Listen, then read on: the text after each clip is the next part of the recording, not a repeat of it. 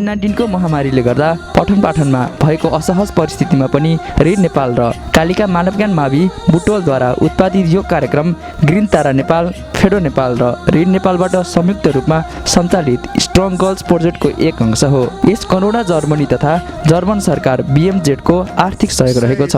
Stay home, stay safe.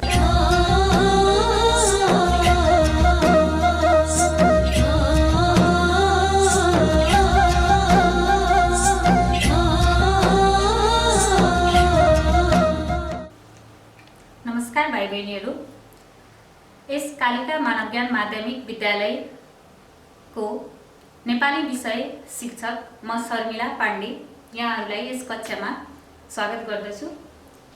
आज हामी कक्षा 8 को पाठ 1 नेपाल कविता पढ्न गइरहेका छौँ। यो कविताभित्र हामीले विभिन्न चरणमा विभिन्न कुराहरूलाई सिक्नेछौँ। सबैभन्दा पहिले हामीले यस नेपाल कवितामा कवि परिचय सिक्नेछौँ। कस्ता थिए, को थिए र कस्ता किसिमका रचनाहरू लेख्ने गर्थे भन्ने बारेमा जान्नेछौँ। त्यसपछि हामीले यस कविताको लयबोध गर्नेछौँ, कवितालाई वाचन गर्न सिक्नेछौँ, कविताको श्रव्य दृश्य सामग्री पनि हेर्नेछौँ। तेस्रो चरणमा हामीले यही नेपाल कवितामा रहेका जटिल शब्दका अर्थहरूलाई जान्नेछौँ।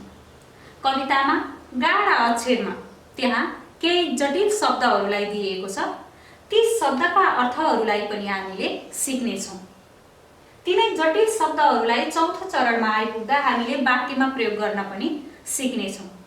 आजको हाम्रो कक्षा यी 4वटा बुँदाहरूमा केन्द्रित रहनेछ: कवि परिचय, लयबोध, शब्दार्थ र वाक्यमा प्रयोग। भाइ बहिनीहरू, एकचोटि हामीले स्क्रिनमा हेरौँ त। तपाईहरूले स्क्रिनमा देखिरहनु भएको तस्बिर यो हाम्रो नेपाली पाठ्य पुस्तकको पहिलो पृष्ठ रहेको छ।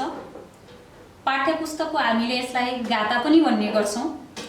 यसैभित्र हामीले विभिन्न 21वटा पाठहरूको अध्ययन गर्नेछौँ, जस अन्तर्गत पहिलो पाठ रहेको छ नेपाल। यस पाठभित्र हामीले अघि भने जस्तै कवि परिचय, लयबोध, शब्दको अर्थ र वाक्यमा प्रयोग सिक्नेछौँ। कविताभित्र रहेका विभिन्न कुराहरूका बारेमा पनि हामीले चर्चा गर्नेछौँ। ल भन्नुहोस् त भाइ बहिनीहरू, यो तस्बिर कसको होला? तपाईहरूले योभन्दा अगाडि पनि यो तस्बिरलाई देखिसक्नु भएको छ, किनकि हामीले यिनै कविद्वारा रचना गरिएको कविता कक्षा 7 मा पढिसकेका छौँ। नेपाली हुँ कठिन गिरीमा चढ्नलाई सिपालु, बैरी नै होस् तर छु बहुतै दिनमाथि दयालु। सम्झिनु भयो त? कुन कविता होला? हो, परिचय कविता। यिनै कविद्वारा लेखिएको कविता थियो। ल भन्नुहोस् त, अब नाम के थियो होला? स्याबास, सिद्धिचरण श्रेष्ठ। हो, सिद्धिचरण श्रेष्ठलाई हामीले युग कवि भनेर पनि चिन्ने गरिन्छ। युग कवि किन भनिएको होला त? युग सुहाउँदो, समय सन्दर्भलाई समेट्न सक्ने भएको हुनाले नै सिद्धिचरण श्रेष्ठलाई युग कवि भनिएको। नेपाल सरकारद्वारा सिद्धिचरण श्रेष्ठलाई युग कविको उपाधि दिइएको थियो। यो एउटा उपाधि हो जुन विभिन्न किसिमका साहित्यिक विधामा रहेर रचना गर्ने स्रष्टाहरूका निम्ति दिइने गरिन्छ। विभिन्न उपाधिहरू मध्येमा युग कवि पनि एउटा सर्वोत्कृष्ट उपाधि मानिने गरिन्छ।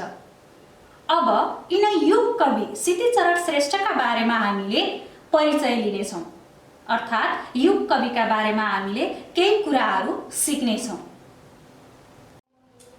सिद्धिचरण श्रेष्ठ एउटा युग कवि हुन्। सिद्धिचरण श्रेष्ठको जन्म विक्रम सम्वत 1969 जेठ 9 गते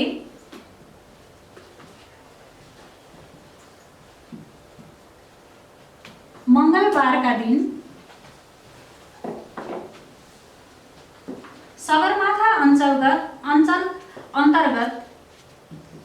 पर्ने ओखलढुङ्गामा भएको थियो। सिद्धिचरण श्रेष्ठको पिताको नाम विष्णुचरण श्रेष्ठ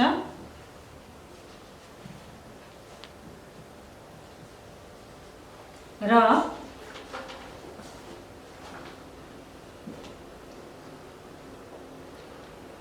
माताको नाम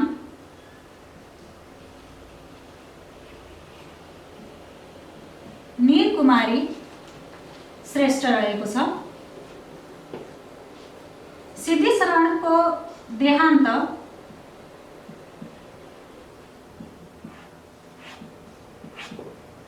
विक्रम सम्वत 2049 साल जेठ 22 गते भएको थियो। एउटा संजोग बन्नुपर्छ, जेठमा जन्मिएका कविको देहान्त जेठमा नै हुन पुगेको थियो। यहाँ रहेका कुराहरूलाई विद्यार्थी भाइ बहिनीहरूले आफ्नो जानकारीका लागि कापीमा टिप्दै जानुहोला। विद्यार्थी भाइ बहिनीहरू, कवि परिचय हामीलाई यो कक्षामा मात्र नभइकन अन्य कक्षाहरूका निम्ति पनि उपयोगी सामग्री बन्न सक्छ। त्यसैले यी हामीले पढेका कुराहरूलाई तपाईहरूले आफ्नो कापीमा पनि टिपोट गर्दै जानुहोला है त। फेरि एकचोटि हामीले स्क्रिनमा हेरौँ त। ल, तस्बिरमा हेर्नुहोस् त विद्यार्थी भाइ बहिनीहरू, तपाईहरूले के देखिरहनु भएको छ? तपाईहरूले नेपालको नक्सा देखिरहनु भएको छ, जुन हाम्रो देशको नक्सा हो। छेउमा नेपालको झण्डा फरफराइरहेको छ, जसमा चन्द्र र सूर्य अङ्कित गरिएको छ। यो देशमा हामी जन्मिएका हौँ। यिनै देशका स्रष्टा कवि सिद्धिचरण श्रेष्ठका बारेमा हामीले अघि परिचय पनि गरिसकेका छौँ। पुनः यसलाई मैले यहाँ स्क्रिनमा देखाउन चाहे। यो कवि सिद्धिचरण श्रेष्ठको जन्म विक्रम सम्वत 1969 जेठ 9 गते सगरमाथा अञ्चलको ओखलढुङ्गा जिल्लामा भएको थियो। बुबा विष्णुचरण श्रेष्ठ र आमा नीलकुमारी श्रेष्ठको कोखबाट जन्मिएका सिद्धिचरण श्रेष्ठको देहान्त विक्रम सम्वत 2049 साल जेठ 22 गते भएको थियो। सिद्धिचरण श्रेष्ठ युग कवि हुन्। उनले आफ्ना कविताहरूमा क्रान्तिका स्वरहरू पोख्ने गर्दथे। सिद्धिचरण श्रेष्ठ जन्मिएर कविता क्षेत्रमा लागिरहँदाखेरिमा, रचनामा सक्रिय भएर लागिरहँदाखेरिमा देशमा जहानिया राणा शासन चलिरहेको थियो। एउटा बौद्धिक व्यक्तिका निम्ति देशभित्र रहेको त्यो घोर शासन सह्य भएन। उनले ती कुराहरूलाई आफ्ना कविता मार्फत व्यक्त गर्न चाहे, कवितामा व्यक्त गरे। जुन कुरा राणाहरूलाई सहन भएन, फलस्वरूप उनलाई लामो कारावासको सजाय सुनाइयो। सिद्धिचरण श्रेष्ठ कारावासमा रहँदा नै उनका बुबा विष्णुचरण श्रेष्ठ, जो स्वयं आफै पनि एउटा सफल स्रष्टा थिए, साहित्यकार थिए, उनको निधन हुन पुग्यो। विष्णुचरण श्रेष्ठको निधन हुँदा सिद्धिचरण श्रेष्ठ जेलभित्रै थिए। बुबाको काजक्रिया समेत गर्नका निम्ति उनलाई जेलबाट बाहिर निस्किन दिइएन। जेल सजाय भोगेको करिब 5 वर्षपछि उनी जेलबाट मुक्त भए। जेलबाट मुक्त हुनासाथ उनले आफ्नो छोरालाई पनि गुमाउनु पर्यो। जीवनमा विभिन्न किसिमका उतार चढावहरू सहँदै उनी साहित्य सिर्जनामा लागिरहे। नेपाली साहित्यमा मात्र नभइकन नेवारी साहित्यमा पनि उनको ठुलो योगदान रहेको छ। आफ्नो मातृभूमि र आफ्नो मातृभाषालाई बिर्सिनु हुँदैन भन्ने मान्यता सिद्धिचरण श्रेष्ठको रहेको थियो। विभिन्न किसिमका सुन्दर रचनाहरू सिद्धिचरण श्रेष्ठले हामीलाई दिएका छन्। यिनै कवि सिद्धिचरण श्रेष्ठले लेखेको कविता हामीले कक्षा 7 मा अध्ययन गरिसकेका छौँ। कक्षा 8 मा पनि हामीले यिनका बारेमा चर्चा गर्यौँ। अब अगाडि हेर्नुहोस् त, कसको तस्बिर होला त यो? पृथ्वीनारायण शाह। के गरेका थिए यिनले? हो, एकीकरण गरेका थिए। 2224 राज्यमा विभाजित भएर रहेको हाम्रो देश नेपाललाई एउटा सिङ्गो राज्य गराएका थिए। अर्को तस्बिरमा हेर्नुहोस् त, के भइराखेको छ? युद्ध भइराखेको छ। के को लागि युद्ध भएको होला त? नेपाली भूमिलाई जोगाउनका निम्ति वीर नेपालीहरूले अङ्ग्रेजहरूसँग सङ्घर्ष गरेको कथालाई यस तस्बिरले व्यक्त गर्न खोजेको छ। यहाँ हेर्नुहोस् त, आहा कति सुन्दर हिमाल छ, लालीगुराँस फुलिरहेका छन्। वीरहरूको गाथा र प्रकृतिको सौन्दर्यता दुवै कुरालाई समेटेर तयार पारिएको कविता हो नेपाल। यहाँ शहीदहरूका तस्बिरहरू देखाइएका छन्। यिनै शहीदका रगतहरूले नेपालको इतिहास बनाएको छ। यिनै शहीदका योगदानले हामीलाई स्वतन्त्र नागरिक भनेर चिनाइएको छ। अब यसै विषयवस्तुहरूमा केन्द्रित रहेर हामीले कवितालाई वाचन गर्न सिक्नेछौँ। यिनैका बारेमा हामीले एकचोटि स्मरण पनि गर्नेछौँ।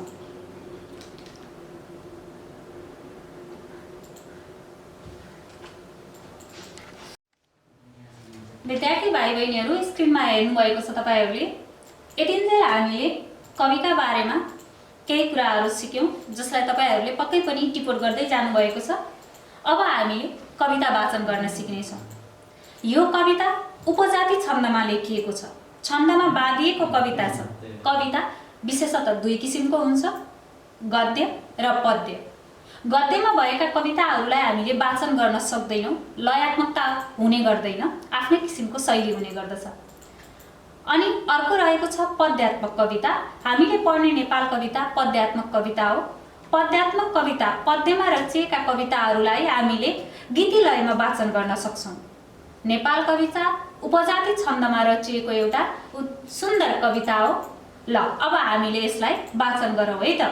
पहिले मैले केही बुदाहरूलाई, केही पङ्क्तिहरूलाई वाचन गर्नेछु। तपाईँहरूले पनि मसित सँगसँगै कविता वाचन गर्नुहोस् है त। सुरु गरौँ, हुन्छ?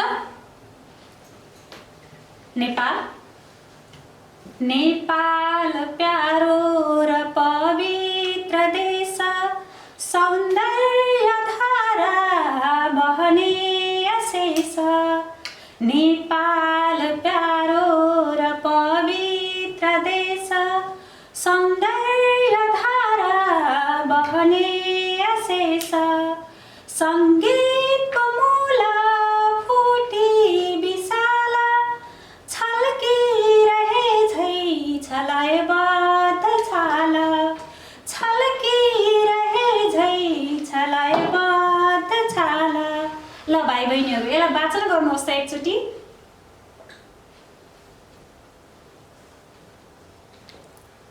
ल अब दोस्रोमा जाउँ है त। पाना खुला पर्वत पत्र पत्र, छन् बड झै वृक्ष लता विचित्र। खोला चराको ध्वनि गुह्य मन्त्र, नेपाल सिंगै बहुमूल्य तन्त्र। नेपाल सिंगै बहुमूल्य तन्त्र। नयाँ नयाँ जीत अनेक जुड्दै, यो देशको इज्जत मान थप्दै। ज्यामी सिपाही र किसान सारा, छन् आज हाम्रा बलिया सहारा। छन् आज हाम्रा बलिया सहारा। यो देशको सिर्जनाको निमित्त, पुर्खाहरूको पसिना र रक्त। हाम्रो भएको छ नसा नसामा, डोर्याउँदै स्वर्ग छुने दिशामा। डोर्याउँदै स्वर्ग छुने दिशामा। विपत्ति पर्दा पनि हाँसी हाँसी, तयार भई चढ्न समेत फाँसी। बाँचे बचाएर रमे रमाए, सङ्घर्षले यो मुलुकै जगाए। सङ्घर्षले यो मुलुकै जगाए। विद्यार्थी भाइ बहिनीहरू, ल एकचोटि यहाँ स्क्रिनमा हेरौँ त र यो भिडियो अनुसार हामीले यो कवितालाई वाचन गर्न पनि सिकौँ, हुन्छ? ल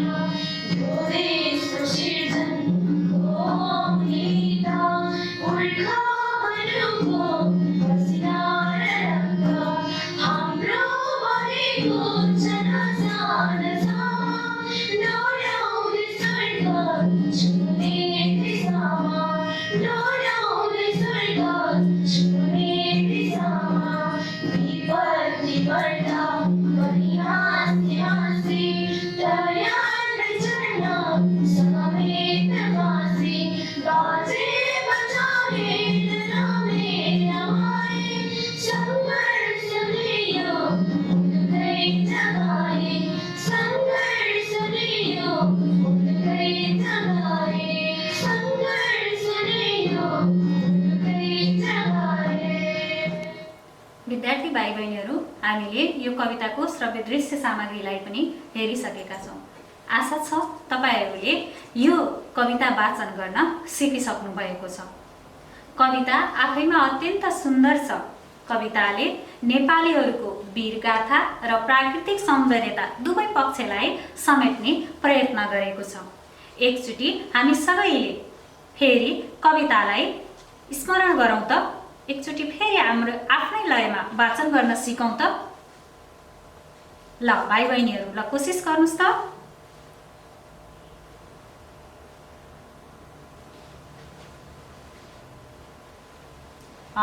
भएको छ। तपाईहरू सबैले वाचन गर्न सिक्नुभयो होइन त? ल अब हामी यसै कवितामा रहेको जटिल शब्दका अर्थहरूलाई अध्ययन गर्नेछौँ। सबैभन्दा पहिले हामीले स्क्रिनमा कवितामा रहेका गाढा अक्षरहरूलाई हेरौँ है त। कुन कुन शब्दहरू त्यहाँ रहेका छन् त?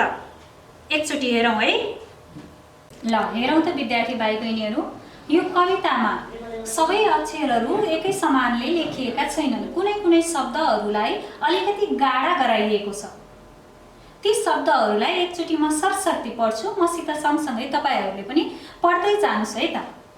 गाढा अक्षरमा रहेका शब्दहरू छन् अशेष, लयबद्ध, छाल, पत्र, लता, विचित्र, गुह्य मन्त्र, बहुमूल्य, ज्यामी, किसान, विपत्ति, सङ्घर्ष। अब यी गाढा अक्षरमा भएका शब्दहरूलाई हामीले अर्थ के हुन् त भनेर जान्नेछौँ। एकचोटि हेरौँ है त के रहेछन् त ती शब्दका अर्थहरू। ल हेर्नुहोस् त विद्यार्थी भाइ बहिनीहरू, अघि हामीले कवितामा गाढा अक्षरमा लेखिएका शब्दहरूलाई टिपोट गरेका छौँ। तपाईहरूले पनि यी शब्दहरूलाई कापीमा टिप्दै जानुहोस् है त। यी शब्दका अर्थहरू हामीले टिप्दै पढ्दै जान्दै जानेछौँ। यहाँ केही शब्दहरू छन्। अशेष, के होला त अशेष शब्दको अर्थ? लयबद्ध, छाल, पत्र, वर्ण। ल भन्नुहोस् त यी शब्दका अर्थहरू के हुन्छन्? अनुमान गर्नुहोस् त। हो, तपाईहरूले गर्नुभएको अनुमान सही छ। के रहेछ त? ल हेरौँ त तपाईहरूको अनुमान मिल्यो कि मिलेन? पक्कै पनि मिल्यो। तपाईहरूले यी कुराहरूलाई कापीमा टिपोट गर्दै जानुहोस् है। अशेष, सबै, समस्त, सबै कुराहरू समेटिएको। लयबद्ध, सङ्गीतमय, सङ्गीतमा बाँधिएको। छाल, पानीको लहर, पानी नदीमा बग्दाखेरिमा चाहिँ हामीले छाल देखिरहेका हुन्छौँ, लहर देखिरहेका हुन्छौँ, त्यसैलाई हामी के भन्छौँ त? छाल भन्छौँ। पत्र, पानै पाना। वर्ण, रूप, बाहिरी स्वरूपलाई पनि हामीले वर्ण भन्ने गर्छौँ। अनि वर्णमालाका अक्षर। वर्ण अनेकार्थी शब्द हो, त्यसैले यहाँ फरक फरक शब्दका अर्थहरू राखिएका छन्। एउटा रहेको छ रूप अनि अर्को रहेको छ वर्णमालाका अक्षर। वर्णमालामा रहेका क, ख, ग यी हामीले पढ्ने अक्षरहरूलाई पनि हामीले के भन्छौँ? वर्ण भनेर भन्ने गर्छौँ। लता, लहरा। अब अगाडि हेरौँ है त। अब भन्नुहोस् त यी शब्दका अर्थहरू के हुन्छ? विचित्र, गुह्य मन्त्र, ज्यामी, किसान, पुर्खा, विपत्ति, सङ्घर्ष। ल भन्नुहोस् त भाइ बहिनीहरू, के हुन्छ होला यी शब्दको अर्थ? एकचोटि हेरौँ है त तपाईहरूले गर्नुभएको अनुमान मिल्यो कि मिलेन त? ल भन्नुहोस् त तपाईहरूको अनुमान मिल्यो? म एकचोटि तपाईहरूलाई भन्छु है त के रहेछ। विचित्र, विचित्र शब्दको अर्थ रहेको छ अनौठो, अचम्म लाग्दो, रहस्यमय। गुह्य मन्त्र, गोप्य, रहस्यमय। जुन कुरा हामीले चाहिँ अनुमान गर्न गाह्रो हुने गर्छ त्यसलाई हामीले गुह्य मन्त्र भन्ने गर्छौँ। ज्यामी, ज्यालामा काम गर्ने। किसान, खेतीपाती गर्ने मानिस, व्यक्ति। पुर्खा, पहिलेका पुस्ता। विपत्ति, आपद। सङ्घर्ष, क्रान्ति वा लडाईँ। यी शब्दका अर्थहरू तपाईहरूले पक्कै टिपोट गर्दै जानुभएको छ। अब यिनै शब्दहरूलाई हामीले फेरि वाक्यमा प्रयोग गर्न पनि सिक्नेछौँ।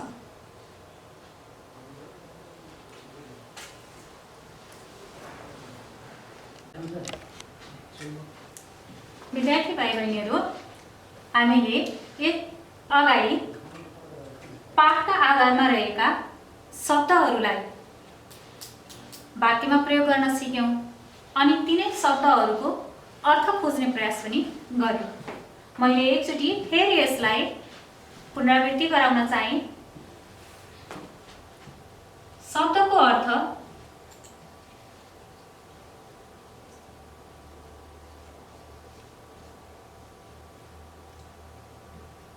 अशेष। भाइ बहिनीहरू, यी शब्दहरू तपाईहरू टिप्दै जानुहोस् है।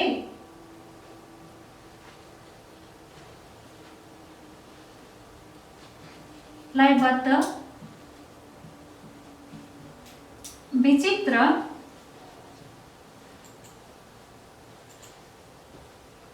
गुह्य, लता। अब भन्नुहोस् त यी शब्दका अर्थहरू के हुन्छ? अशेष, सबै, समस्त। लयबद्ध, के हुन्छ होला यो शब्दको अर्थ? लयमा बाँधिएको, विचित्र, अनौठो, गुह्य, गोप्य, रहस्यमय। लता, के हुन्छ भन्नुहोस् त यो शब्दको अर्थ? लहरा हो, स्याबास। अब हामीले यिनै शब्दलाई फेरि वाक्यमा प्रयोग गर्नेछौँ।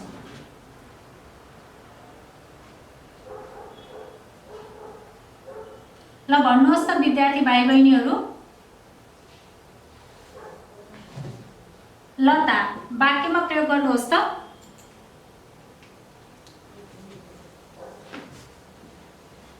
वनमा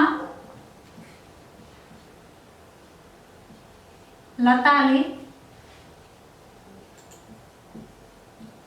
सुन्दर बनाएको छ।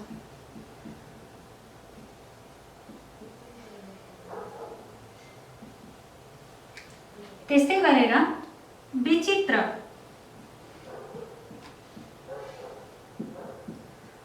आज मैले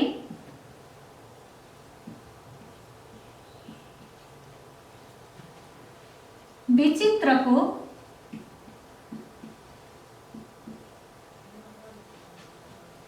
मान्छे देखेँ।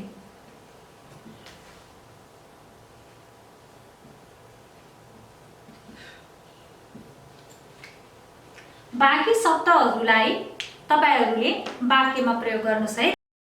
ल विद्यार्थी भाइ बहिनीहरू, अघि हामीले श्वेत पाटीमा चाहिँ वाक्यमा प्रयोग गरेका थियौँ केही शब्दलाई भने अहिले स्क्रिनमा हामीले केही शब्दहरूलाई वाक्यमा प्रयोग गरेर देखाइएको छ। अशेष, यसलाई हामीले वाक्यमा प्रयोग गरेका छौँ। वाक्यमा प्रयोग गरेको शब्दलाई हामीले तलपट्टि रेखाङ्कन समेत गरिएको छ। ल हेर्नुहोस् त, अशेष शब्दलाई नेपालको अशेष सुन्दरताले सबैको मन लोभिन्छ। लयबद्ध, रिताले लयबद्ध रूपमा कविता वाचन गरी। छाल, समुद्रको छाल देखेर मेरो मन लोभियो। पत्र पत्र, नेपालमा पर्वतमाला पत्र पत्र परेर बसेका छन्। लता, लताले वनलाई सुन्दर बनाएको छ। हामीले यहाँ 5 वटा शब्दलाई वाक्यमा प्रयोग गर्यौँ।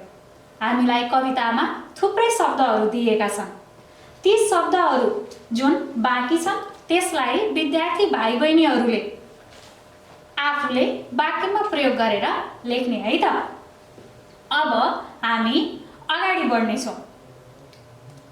यहाँ केही शब्द र केही वाक्यका निम्ति दिएका छुट्टै प्रश्नहरू छन्। यी तपाईहरूले अहिले तत्कालै गरेर देखाउनु पर्नेछ। ल भन्नुहोस् त विद्यार्थी भाइ बहिनीहरू, तलका शब्दका अर्थहरू। अशेष, के हुन्छ होला? हो, सबै, समस्त। छाल, लहर। पत्र पत्र, पानै पानी। वर्ण, रूप, वर्णमालाका अक्षर। लता, लहरा। गुह्य मन्त्र, रहस्यमय। ज्यामी, ज्यालामा काम गर्ने। पुर्खा, पुराना पुस्ता। विपत्ति, अप्ठ्यारो। सङ्घर्ष, लडाई। जान्नुभयो होइन? अब अर्को प्रश्न हेर्नुहोस् त। यहाँ तपाईहरूलाई केही शब्दहरू दिएको छ। यी शब्दहरूलाई तपाईहरूले वाक्यमा प्रयोग गर्नुपर्नेछ। तपाईहरू सबैले यी शब्दलाई टिपोट गरेर वाक्यमा प्रयोग गरेर देखाउनुहोस् त।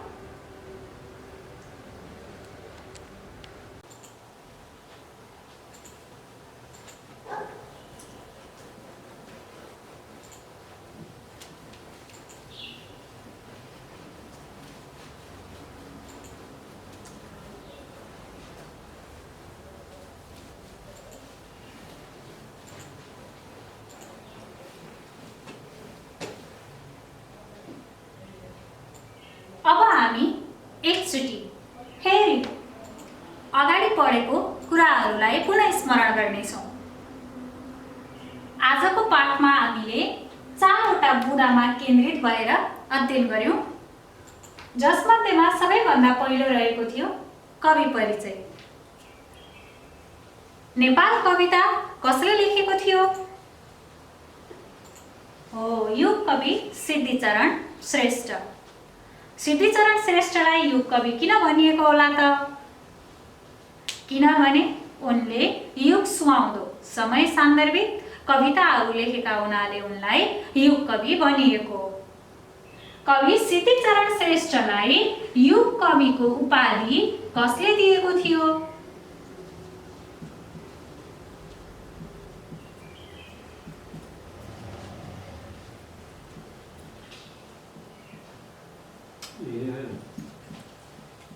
युग कविको उपाधि कसले दिएको थियो?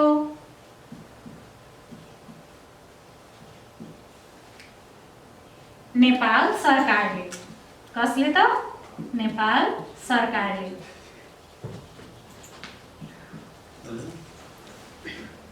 अनि युग कवि सिद्धिचरण श्रेष्ठको पिताको नाम के थियो त? पिताको नाम के थियो त?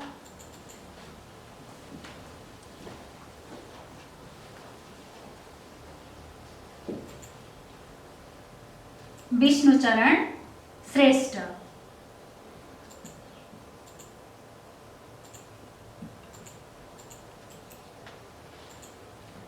माताको नाम के थियो त?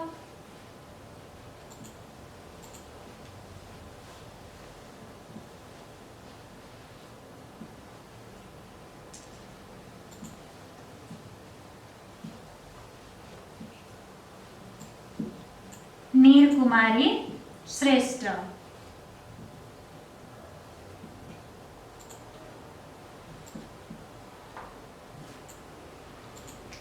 सिद्धिचरण श्रेष्ठलाई जेल सजाय दिएको थियो, कारावासको सजाय दिएको थियो। किन सिद्धिचरण श्रेष्ठलाई कारावासमा राखिएको होला त? भन्नुहोस् त विद्यार्थी भाइ बहिनीहरू, किन राखिएको होला? हो, तपाईहरूले गर्नुभएको अनुमान सही हो, तपाईहरूले दिनुभएको उत्तर पनि सही हो। सिद्धिचरण श्रेष्ठले कविताहरू सिर्जना गर्ने क्रममा देशमा जहानिया राणा शासन चलिरहेको थियो। कविताहरू सिर्जना जति बेला गरिरहेका थिए त्यति बेला देशमा राणा शासन चलेको थियो। राणा शासकहरूलाई चाहिँ नेपाली जनताहरू शिक्षित भएको, पढे लेखेको र आफ्ना हक अधिकारका बारेमा जागरुक भएका कुराहरू पटक्कै मन पर्दैन थियो। त्यसैले उनीहरूले पनि सिद्धिचरण श्रेष्ठलाई मन पराएन। सिद्धिचरण श्रेष्ठले के गर्ने गर्थे त? समाजमा भएका घटनाहरू जुन कुरा उनलाई चित्त बुझ्दैन थियो ती कुराहरूलाई उनले आफ्ना कवितामा अभिव्यक्त गर्ने गर्दथे। जुन कुराले गर्दा राणा शासकहरूका नजरमा उनी आँखी बन्न पुगे, कसिङ्गर बन्न पुगे। फलस्वरूप उनीलाई कारावासको सजाय सुनाइयो। अब भन्नुहोस् त, कारावासमा रहँदाखेरिमा सिद्धिचरण श्रेष्ठ जेलभित्र जेल सजाय भोगिरहेका बेलामा के घटना घटेको थियो? हो, सिद्धिचरण श्रेष्ठका पिता विष्णुचरण श्रेष्ठको निधन भएको थियो। विष्णुचरण श्रेष्ठको निधन भएका बखतमा समेत, आफ्ना बाबुको निधन भएका समयमा समेत उनले काजक्रिया गर्न पाएका थिएनन्। राणा शासकहरूले उनलाई जेलबाट बाहिर निस्केर आफ्ना बुवाको क्रिया गर्न समेत दिएका थिएनन्। यो पीडा सिद्धिचरण श्रेष्ठका निम्ति असह्य थियो। 5 वर्षपछि उनी जेलबाट मुक्त भए। जेलबाट मुक्त भएर बाहिर आएको केही समयपछि उनले आफ्नो प्राणभन्दा पनि प्यारो सन्तानलाई गुमाउनु पर्यो। यो कुरा हामीले कविताको सुरुमै कवि परिचय गर्ने क्रममा गरिसकेका छौँ। मैले फेरि यसलाई पुनरावृत्ति गराएँ है त। अब हामी दोस्रो लयबोध जुन हामीले अगाडि गरिसकेका छौँ, एकचोटि सम्झिनुहोस् त, के थियो कविताको लय? ल भन्नुहोस् त, सबैले एउटै स्वरमा भन्नुहोस् त। हो, तपाईहरूले भन्नुभएको ठिक छ, यसलाई यो कवितालाई हामीले आफ्नो तरिकाले पनि वाचन गर्न सकिन्छ। मैले सिकाएकै शैलीमा हामीले हेरेको श्रव्य दृश्य सामग्रीकै आधारमा वाचन गर्नुपर्छ भन्ने चाहिँ पक्कै पनि होइन। यसलाई तपाईहरूले आफ्नो तरिकाले पनि वाचन गर्न सक्नुहुनेछ। योभन्दा अझै मिठो शैली र मिठो लयमा हामीले गाउन पनि सक्नेछौँ। तपाईहरूले यसलाई नयाँ शैली, नयाँ भाकामा निकाल्ने प्रयत्न गर्नुहोला है त। अनि हामीले यी दुई कुराहरू फेरि पनि पुनरावृत्ति गरिसकेका छौँ।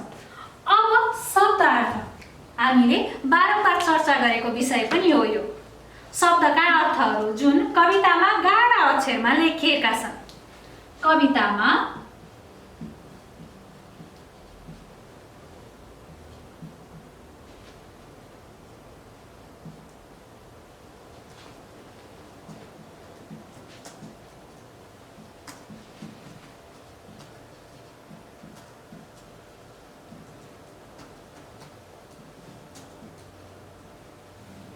अब तपाईहरूले कवितामा गाढा अक्षरमा लेखिएका शब्दहरू टिपोट गर्नुहोस् त, जसलाई सिरियलमा क्रमबद्ध रूपमा चाहिँ टिप्दै जानु होला है त।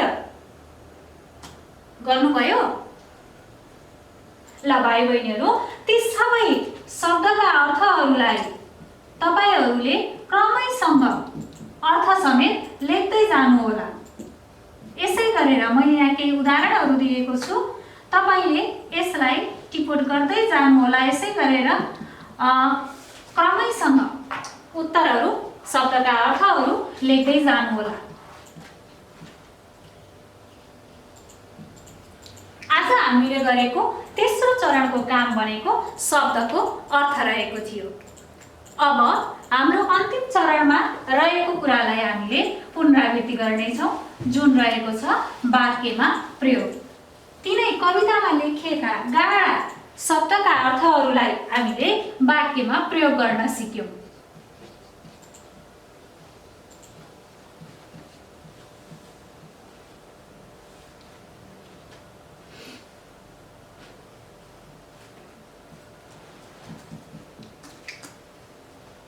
अघि यिनै शब्दलाई हामीले अर्थ खोज्यौँ। अब हामीले यिनै शब्दलाई के गर्नेछौँ त? वाक्यमा प्रयोग गर्नेछौँ। हामीले केही शब्दलाई वाक्यमा प्रयोग पनि गरिसकेका छौँ। बाँकी रहेका वाक्यका निम्ति, बाँकी शब्दलाई वाक्यमा प्रयोग गर्नका निम्ति तपाईहरूले त्यहाँ रहेका गाढा अक्षरहरूलाई क्रमैसँग यसै गरेर टिप्दै जानु होला है त। मैले यहाँ एउटा तालिका बनाइदिन्छु, त्यो तालिका अनुसार तपाईले ती शब्दका अर्थ र वाक्यमा प्रयोग पनि गर्दै जानु होला। ल यो तालिका बनाउनुहोस् है त। सबैभन्दा पहिले शब्द, अनि अर्थ, अनि तिनै शब्दलाई चाहिँ फेरि वाक्यमा प्रयोग।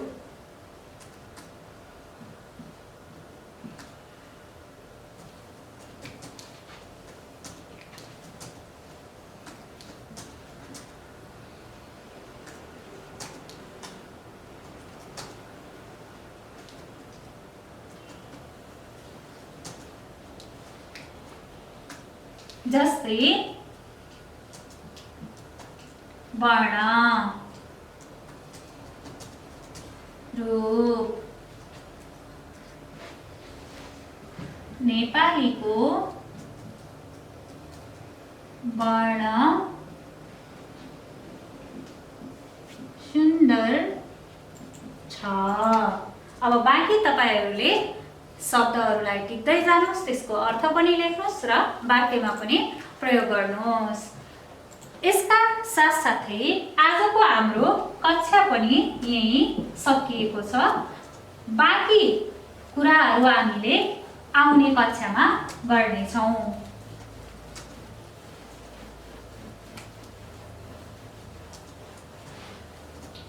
हस्त विद्यार्थी भाइ बहिनीहरू, आजलाई हाम्रो कक्षा यही समापन गर्दछौँ।